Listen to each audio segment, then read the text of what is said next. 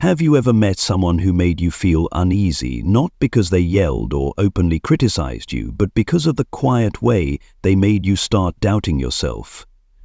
That's what happens when you, a truly strong person, step into the world of a narcissist. And I'm not talking about physical strength or loud arrogance. I'm talking about inner strength, the kind of confidence that doesn't need validation, the kind of resolve that doesn't bend under judgment or pressure. Narcissists thrive on control. They need your approval, your agreement, your compliance, because that's what makes them feel worthy. But when you don't give them that, when you're too strong to be manipulated, they panic. And when they panic, everything starts to shift. They won't sit quietly. They'll act, step by step, to drag you down to where they can reach you. Today, I'm taking you on that journey. What they do when they realize you won't submit. And more importantly, how you stay grounded in who you are. This isn't just a story about understanding them. It's a story about understanding you, to see how they try to reshape you and how you can protect the power they can never touch. We're going to break down every tactic they use, from subtle comments to bigger strategies like planting doubt, playing the victim, or even isolating you from the people who matter most. And by the end of this video, I'm going to give you one simple but powerful tool: how to stand tall. Not to prove anything to them, but to remind yourself that you are enough. If you've ever dealt with someone like this, or you're trying to avoid getting pulled into their game, stay with me until the end. And if anything in this video resonates with you, leave a comment below. I want to hear your story. Let's begin. A narcissist builds their entire world around one simple but essential idea. Everyone must follow their lead. This isn't just a preference or a habit. It's their lifeline, their source of survival. They need you to nod when they speak, to agree with what they think, to validate that they matter, that they are superior. Without that submission, without that constant approval, they feel like they don't even exist. It's like they're standing in an empty room, shouting just to hear an echo. And if there's no echo, they don't know where they are anymore. It's not just about wanting control, it's about needing control to feel safe. Every word they speak, every move they make, is carefully designed to keep you in the role they've assigned you, the one who always says yes, the one who sees them as the only source of light. They can't tolerate ambiguity. They can't handle the idea that someone might exist beyond their reach. So when you walk in, not with aggression or confrontation, but with real strength, something inside them begins to tremble. What is your real strength? It's not about always winning arguments or being confident in every situation. It's about knowing your worth without needing anyone else to confirm it. You don't need them to tell you you're enough. You don't need their approval to feel whole. You simply stand there, not to challenge them, but just to be yourself. And that alone is enough to send them into panic. Because you're not playing by their script, you don't need them to define who you are, and that terrifies them. They're not afraid of you because you attack or try to hurt them. They're afraid because your presence asks a question they don't want to answer. If you can stand tall without them, does their power even exist? They've spent their whole life crafting this illusion of superiority, of control, but it's all built on one assumption, that others will always follow. When you refuse, when you show that you don't need their validation to feel complete, you unknowingly tear the curtain off that illusion. And when their illusion is threatened, they don't just walk away. They don't give up quietly. They take action. They begin a calculated series of efforts to pull you back under their control. They cannot bear the thought that someone, especially you, could stand outside the circle of power they've drawn. Because if you can do it, if you can prove that your strength is real and doesn't depend on them, then their entire world begins to crack. This isn't an open war, at least not at first. It's a quiet war, a subtle one, and sometimes it's deeply unsettling, because they won't leave you alone. They'll try everything, starting with the smallest, most covert tactics, to regain the control they so desperately crave. Step 1. Planting doubt. with subtle tactics. When a narcissist realizes you're too strong to break right away, they don't come at you with loud insults or dramatic confrontations. They're far more cunning than that. They start small. Tiny comments, passing remarks that sound harmless, maybe even caring at first. You share an idea, a plan, something that excites you, and they respond with, "Are you sure you can handle that? Sounds pretty tough." It sounds like a simple question, right? Like they just want you to think it through. But that's not what it is. Those words aren't care. They're tiny arrows aimed straight at your confidence. They don't want you to fail immediately. They don't want you to collapse in front of them. What they want is a slow unraveling, a gradual process where you start questioning yourself without even realizing where the doubt is coming from. They want to plant a tiny seed in your mind, a seed of uncertainty, and let it grow over time. One day you feel capable, strong, good enough, and then out of nowhere, hesitation creeps in. You start thinking, can I really do this? Am I actually good enough? But that doubt didn't come from nowhere. It came from them. Carefully crafted words laid like bricks on a path, meant to lead you away from your own self-belief. They're skilled at this. They know exactly how to use language in a way that makes you think the doubt is yours, that it came from inside you, not from them. They don't shout or criticize outright. That would be too obvious, too easy to spot. Instead, they go for soft suggestions, subtle shifts in tone, small cues that make you feel like you're the one second-guessing yourself. They want you to believe the problem is you, that you're unsure, that you're not strong enough. But the truth is, they're the ones pulling the strings, slowly leading you away from the confidence you once had. Then comes their next move, the disguised compliment. They say things like, "You're smart, but you tend to overthink things." Sounds like a compliment with a little helpful advice, doesn't it? Like they're acknowledging your strengths while guiding you toward improvement. But look deeper. What they're really saying is, you're talented, but flawed, not as great as you think you are.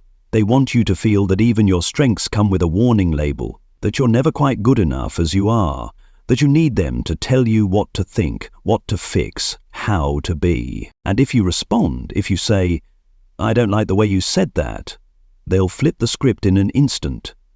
"I'm just trying to help," they'll say. "Why are you being so sensitive?" And just like that, you're in a strange place. You start wondering if maybe you are overreacting, if maybe you're wrong for sensing something off. They create a spiral where you don't just question your abilities, you start questioning your own perception of what's really happening. You become the one apologizing, the one explaining, while they stand there acting innocent, like they've done nothing wrong. They want you to doubt yourself, because if you start wondering whether you're good enough, strong enough, right enough, they've found a way in. Through that crack, they can step in and begin to control you. But here's what matters most.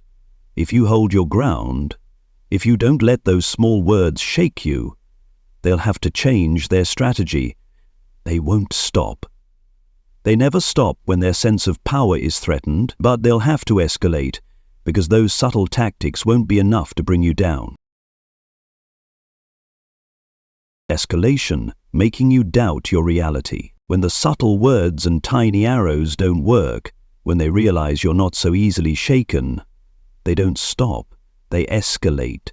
They start playing a much more dangerous game, one I call psychological shadow play, better known as gaslighting. You remember exactly what they said, something hurtful, something that cut into your self-worth like a blade. But when you bring it up, when you say, "You said this to me," they look at you with surprise and say, "I never said that. You're remembering it wrong." They don't just deny it. They make you feel like your memory is betraying you. This isn't some innocent misunderstanding. It's an intentional strategy, carefully designed to make you question your own reality. They want you to start asking yourself, did that really happen? Am I imagining things? They'll tell you you're overreacting, that you're too sensitive, that what you're feeling isn't real. They might even say, "You're being dramatic, I was just joking," even though you know it wasn't a joke. Their goal is clear. If they can make you doubt your memory, your emotions, your perception of what's real, then they can control the way you see everything. Think about it. If you're no longer sure what's real, who do you turn to for clarity? Them. That's exactly what they want. They want to be the one who defines your reality, the one who tells you what happened, what matters, what deserves your attention. They want you to depend on them to understand your own life. Because once you do, they hold absolute power. They don't need to convince you with logic or reason. They just need you to doubt yourself long enough to hand over your truth to them. But they don't stop there. When gaslighting alone isn't enough to shake your ground, they reach for another weapon: comparison. They'll say things like, "Sarah just got promoted because she knows how to work with people. You should take a lesson from her." Sounds like helpful feedback, right? But don't be fooled. They don't care about Sarah or anyone else. What they're really saying is, you're not good enough. You're lacking. Other people are better, more valuable than you. They want you to feel like you're constantly falling short, like you have to earn their approval by becoming the person they want you to be. They'll keep doing this again and again, with comments wrapped in the disguise of constructive criticism, but aimed straight at your self-worth. "You're doing well, but you're still far from perfect," they'll say, or "I just want you to be better." What they really mean is, you're still not enough, not for me, not for anyone. And if you let those words sink in, if you start to believe that you really are lacking, you'll turn to them for approval, for answers, for the validation they've been strategically withholding all along. But here's the powerful truth. If you don't fall for it, if you trust your instincts, if you hold on to the belief that your worth does not depend on their words, they start to panic for real. Because every tactic they use, from planting small seeds of doubt to distorting your reality through gaslighting, only works on someone who's willing to doubt themselves. And when you refuse, when you stand tall and say, "No, I know who I am, I know what's real," you take them into unfamiliar territory, a place where they have no power, a place where they don't know what to do with someone who doesn't need their validation to feel whole. And that's when they begin to unravel. That's when they reach for more desperate tactics, because nothing terrifies a narcissist more than losing control. When they've tried everything to distort your reality, from subtle denial to sharp comparisons, and you still remain grounded, something inside them begins to shift. They're no longer just the confident manipulator with well-practiced tactics. They become anxious, uneasy, because now they're facing a truth they never wanted to confront. Your strength isn't something they can easily break. You don't crumble under distorted words. You don't let your confidence dissolve just because they told you you're not good enough. And that puts them in a place they rarely experience, a place of powerlessness. This is a pivotal moment, a turning point they didn't expect. They're used to people folding, used to their seeds of doubt growing wild in someone else's mind. But with you, nothing takes root.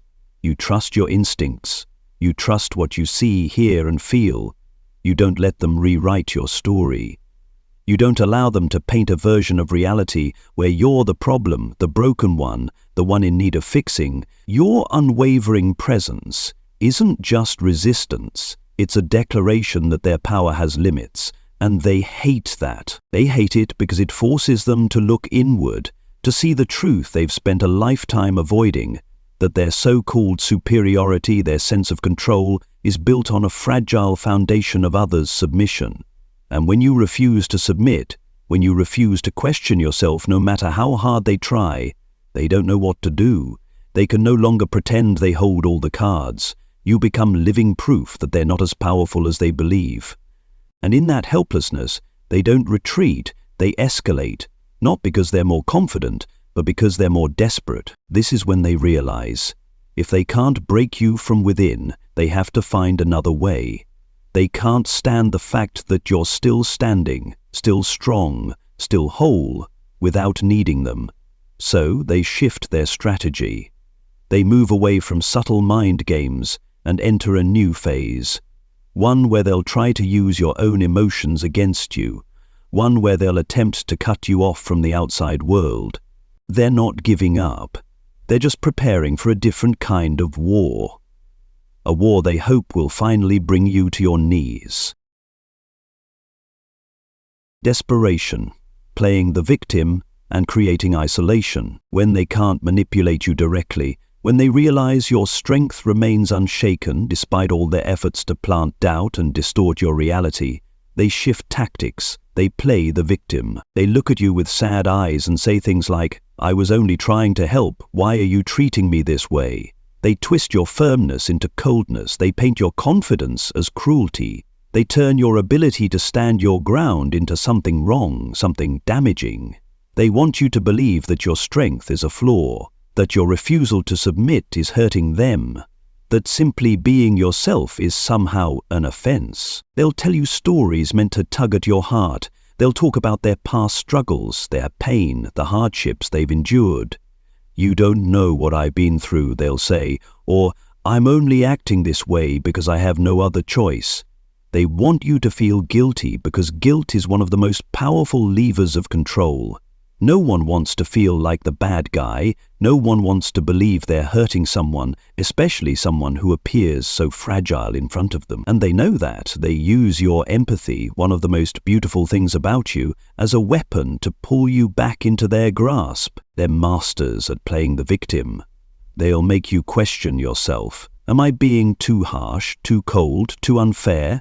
They want you to believe that your strength is something that needs softening, that if you were just a little more forgiving, a little more compliant, everything would be fine again.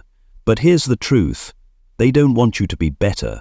They want you to be easier to control. They don't care about your feelings. They care about the power they can regain if they can make you feel like you owe them something, like you need to fix things, like you need to change just to make them comfortable. But if the victim card doesn't work, if you still stand tall and refuse to let guilt pull you down, they'll go even further. They'll start to isolate you from others. They realize your strength isn't only internal, it's also reinforced by the people around you, the people who believe in you, the ones who remind you of your worth. So they begin to plant seeds of doubt about those relationships. "I don't think your friends are really there for you," they'll say. Or, "The people around you don't understand you like I do." They want you to start questioning whether those you love and trust truly have your back. They do this subtly, step by step. "I've noticed they don't really care about you the way you think," or "I just want you to be careful. I don't want you to get hurt." Sounds like concern, doesn't it? But it's not. It's calculated. It's their way of cutting you off from the people who keep you grounded, from the people who might help you see the truth, that you don't need the narcissist to feel whole. They want you distanced from your friends, from your family, from anyone who could offer a different perspective, anyone who might remind you that you were strong long before they came into your life. They want you alone, because when you're isolated, you're more vulnerable, easier to influence, easier to pull back into their orbit. They'll even make you feel like keeping connections with others is a betrayal. "I feel like you care more about them than me," they'll say. Or, "If I really mattered to you, you wouldn't need anyone else." And suddenly you find yourself questioning if you're the one doing something wrong, if maybe you're the one being unfair.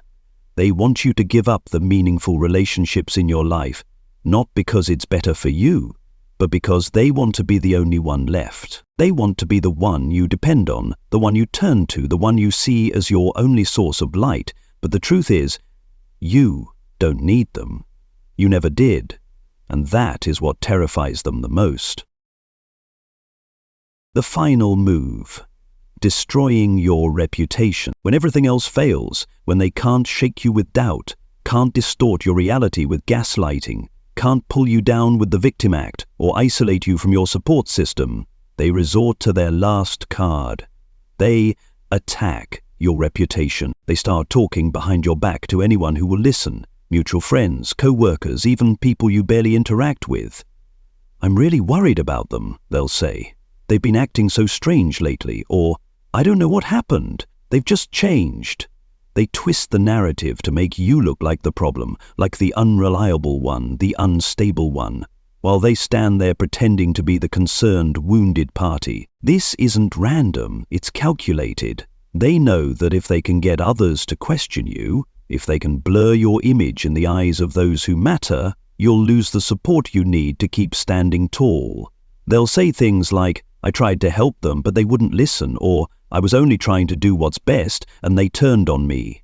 They don't need to tell the full truth. They just need to plant enough doubt so that others begin to view you differently, so that you feel not just emotionally isolated, but socially alone. They create situations designed to make others suspicious of you.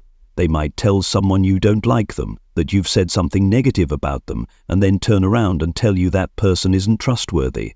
It's all part of a bigger plan to fracture your relationships, to make you lose the people who might remind you of your worth. They want you standing in a crowd but feeling like no one's truly on your side. Their goal isn't just to make you lonely, it's to make you believe that you need them, to prove you're not the villain they've made you out to be. This is when they're at their most desperate. When they can't control you, they try to control how others see you. They want you to come crawling back, begging, please, tell them I'm not like that. They want you to hand them the power they lost, to make you believe that your reputation, your value, your identity somehow depends on them. But it doesn't. Everything they've done, from planting doubt, gaslighting, playing the victim, isolating you, to trying to destroy your name, is not a reflection of your strength being a problem. It's a reflection of their own weakness. They can't handle the fact that you're standing tall without them. They can't accept that your strength is real while their power has always been just an illusion built on the compliance of others. Every tactic they use is a silent confession. They're not enough, not you. And when you see that, when you understand that every move they make comes from their own fear, you'll realize they can never truly take your power away unless you give it to them. You've seen what they do when confronted with your strength, from planting seeds of doubt, distorting your reality, playing the victim, isolating you, all the way to trying to destroy your reputation. But here's the most important truth. None of those tactics hold real power unless you give it to them. They can't take your strength, they can't make you doubt yourself, they can't make you feel alone or rejected unless you let them. And today, I want you to understand that you don't escape by fighting them. You escape by standing firm in your truth. Start by realizing this. Every single one of their efforts, every subtle comment, every calculated plan comes from their weakness, not their strength. They plant doubt because they fear what happens if you believe in yourself. They distort your reality because they can't face their own. They play the victim because they don't know what else to do when you won't bow down. They try to isolate you and tear you down because they can't bear the thought of you having a life outside their control. Every tactic is a quiet confession that they need you far more than you've ever needed them. And when you understand that, really understand it, you'll see that the power has always been yours. So how do you break free? First, trust your instincts. When they say you're remembering it wrong or you're not good enough, don't let those words creep into your mind. You know the truth. You know what you heard, what you felt, what you experienced. Don't let them rewrite your story just because they don't like the ending, one where you come out stronger. Hold on to your memory, hold on to your feelings, hold on to your reality, because that is the foundation of a power they can never touch. Second, don't let guilt drag you down. When they play the victim, when they say, "How could you hurt me like this?" remember, it's not about you, it's about them. You are not cruel for standing strong. You are not heartless for protecting your values. They want you to feel guilty, so you'll bend, but you owe them no such surrender. You owe yourself honesty, consistency, and the right to be who you are without apology. Third, keep the right people close. They may try to isolate you, to sow doubt about your friends, your family, those who love you, but don't let them succeed. Those relationships are your lifeline, your anchor, your reminder that you never needed the narcissist to feel whole. When they say, "No one understands you like I do," ask yourself, who truly supports you and who is just trying to control you? Choose the people who lift you up, not the ones who tear you down. And finally, don't be afraid to walk away. They might smear your name, they might try to make others doubt you, but you don't have to stay to prove anything. Your worth isn't tied to how others perceive you, it's tied to how deeply you know who you are. If they can't control you, if they can't make you doubt yourself, they'll try to make you feel small by changing how others see you. But you are bigger than that. You are stronger than that. And you don't need their approval to keep rising. You have the power to break free, not by sinking to their level, but by rising above their games. They can't touch you unless you let them. Take your power back, not with anger, but with the quiet, unshakable confidence that you are enough. Always have been, always will be. That's the message I want you to carry forward. You didn't just survive them, you outgrew them, because real strength belongs to you, and only you. They're not afraid of your strength. They're afraid of you realizing you never needed them to be strong in the first place. Every seed of doubt, every victim performance, every effort to tear you down, it's all just a desperate attempt to keep you under their control. Because if you walk away, if you believe in your worth without them, they lose everything. Your strength is something they've never had, and that terrifies them.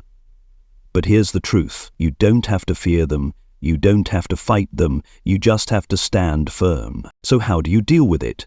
See their tactics for what they are. Don't let their words make you question yourself. Keep the people who matter close, because they're a source of strength the narcissist can never touch. Trust your memory. Trust your instincts. And never ever let anyone convince you that you're not enough. You don't need them to define who you are. You are already enough. And that is what scares them most. This isn't a story about the narcissist. This is a story about you, about standing in your truth, not to prove anything to them, but to remind yourself that you are stronger than they'll ever understand. They may try to pull you down, but they can never take your true power unless you hand it over to them. Don't let them. You're not just strong, you are unbreakable. And I want you to remember that every single day, every single moment. If this video spoke to you, if it helps you see something more clearly in your own life, please hit the like button and share it with someone who needs to hear this. I'd love to hear your thoughts. How have you faced these tactics in your life? Share your story in the comments below. We are stronger when we stand together. I'll see you in the next video. Until then, hold on to your strength, because it's yours, and it always has been.